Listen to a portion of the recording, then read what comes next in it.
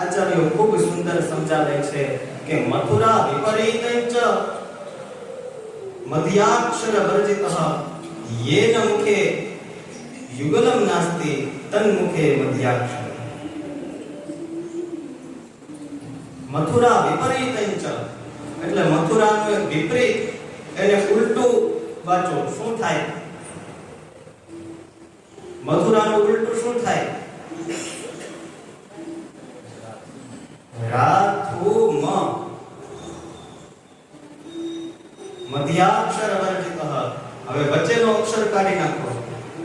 રામ. યેન મુખે યુગલમ નાસ્તિ. રા અને મ આ બે યુગલ શબ્દ જેના મુખમાં નથી, તન મુખે મધ્યાક્ષરમ, એના મુખમાં આ વચ્ચેનો અક્ષર. એટલે જે રામનું સ્મરણ નથી કરતા, જે ભગવાનનું સ્મરણ નથી કરતા, એના જીવનમાં ધિક્કાર છે. એ જીવન થૂ સમાન છે.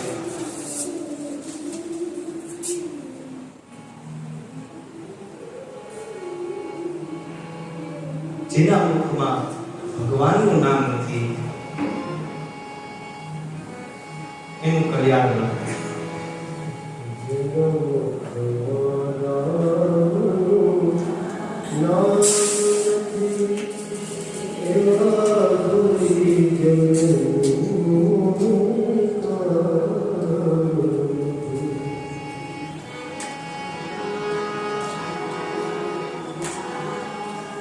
Namo